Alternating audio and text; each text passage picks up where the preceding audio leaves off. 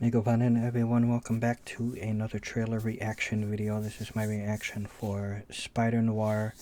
This is the True-Hue full color trailer. This is a Amazon Prime original. I saw, did I even, I don't think I did my reaction, of the first one. But this one is the True-Hue full color. I don't know how, other than being in color, how it will differ from the other one I saw, I think, sometime last week and a half ago. So, this is one that stars Nicolas Cage, and I think his name is Brendan Gleeson. I really enjoy that actor, Brendan Gleeson. If you remember Braveheart, he played Hamish. He was also in Gangs of New York. One of the people on Leonardo DiCaprio's side. I've seen him in other various things. I can't remember, but it was like an Irish one. But anyways, and Nicolas Cage, of course. I'm a fan of him. I remember him as far back as things like It Can Happen to You, things like that. But he goes all the way back to the 80s as well. But in here, he plays Spider-Man. I don't really know too much about Spider-Noir, other than what I saw in the Into the Spider-Verse with it was Miles Morales who was the Spider-Man in that. It's some multiverse thing. So this is like part of a multiverse, and I think this would be very cool if it's part of the MCU, and then he meets up with the Tom Holland Spider-Man, and everyone else that we know from the the MCU. Okay, well, and I just want to kind of shout out the film, give a special mention, or to bring attention to the it's kind of old now. It came out last year, but the Fantastic Four, the first steps.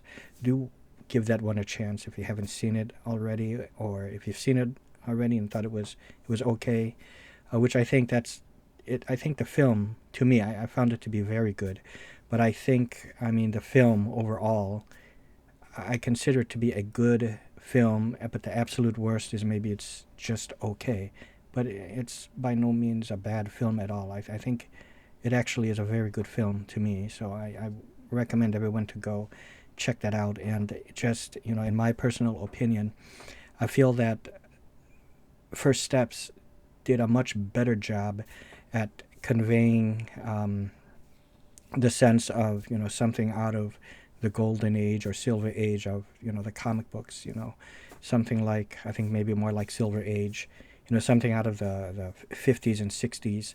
More so than the 2025, Superman, the David Cornsweet one. I felt that one, it was almost like trying too hard with the humor, and it just, to me, was not funny. With Fantastic Four First Steps, even though there were some funny moments spread out, it was more of like it just gets injected in the normal, conversation, or like a normal scene will play out, and then within a matter of 5-10 seconds within that scene, which is otherwise a serious scene, or it has meaning, there's a purpose to the scene, there's a little funny thing that happens, but they didn't go over the top with it. It wasn't until the absolute end that there was a truly comedic moment where they were having problems because, let's just say, it involves a baby seat, for the car, and they're trying to fasten it into the, was it the Fantastic car or was it a regular car? I can't remember now, but they were trying to fasten it onto the chair, and then they were having a problem with that. But see, that is clearly, like, a comedic moment, and it made me smile, things like that. But the problem with, to me, with the Superman 2025, they tried doing that type of, everything is comedy throughout, and it's kind of, what is a word, schizophrenic, is it? Or, or bipolar, like a bipolar, like it would go from like trying to be very serious for a split moment and then go in and something super funny. Go ahead and watch it again. The thing I didn't also care about with that Superman 2025 was I didn't like the way the final fight went down with Lex Luthor and his team, his whole evil team in that room and with all the computers, and he's yelling out those battleship orders. I thought that was corny, cheesy, and like the E12 for whatever he's yelling. Watch it again. It's really stupid and just dumb to me. I felt that was really dumb. Watch it again, because I feel like because enough time has went by for both films and the hype has died down, you can now see it for what it really is. And I think that is a true test when time goes by to see which one kind of still stands from the moment when it released until now, after months have gone by. The hype has kind of died down and it's no longer new.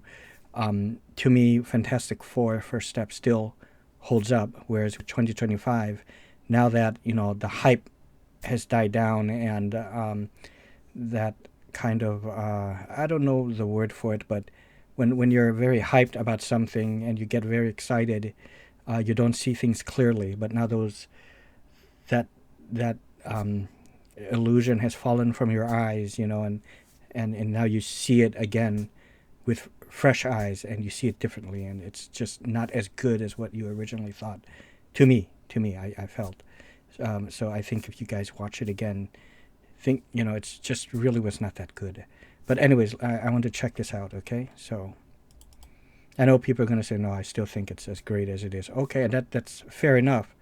But I just feel for the most part, I think it's just wasn't that good of a film to me. Forms a complex web, but pull the right strand, and it's a straight line to the answer. I'm glowing bright obsidian. Universe trends to disorder. That is Brendan Gleeson. Axolotl amphibian monsters on the loose. Unelemental chemical. All you can do is fight to keep the chaos from your door. I came here to offer him a job. My friend disappeared. You haven't given us much to go. What can I say? The world's a dangerous place. Okay, so that is I think Sandman. you're So this is my different.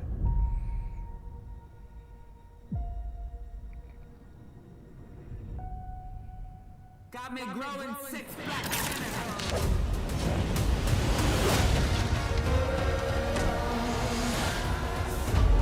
You've been in a hole ever since Ruby died.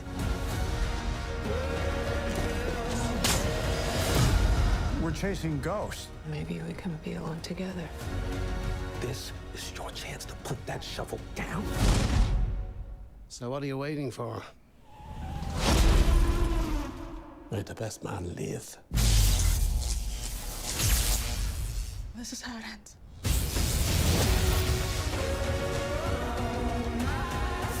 The people could use a hero. Fighting is the point. He's the best show in town. What happened to Tombstone. your face? I walked into a door. How many times? Yeah.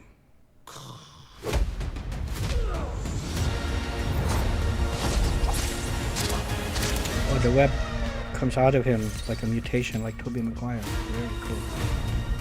Oh, 2 ways to watch. Authentic black. Relax, Neil.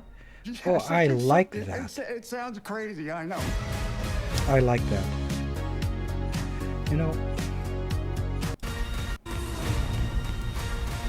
The only thing is what makes things bad now that everything has gone the way of streaming almost, but it seems like to a certain small degree, it seems sometimes I feel as if that physical media is kind of coming back, but then it's not. It's like it almost comes back and it goes back again, kind of disappears, and it's back to the streaming, that kind of thing. It doesn't resurface fully.